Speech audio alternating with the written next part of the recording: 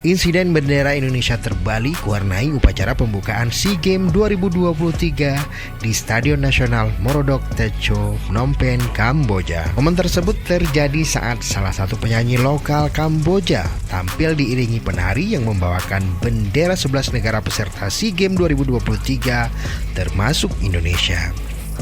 Ironisnya, para penari yang membawa bendera Indonesia semuanya dalam posisi terbalik.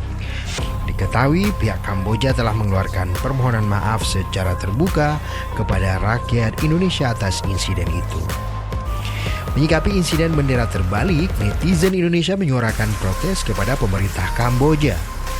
Berbagai reaksi kemarahan netizen Indonesia dicurahkan di akun ofisial SEA Games 2023 Kamboja.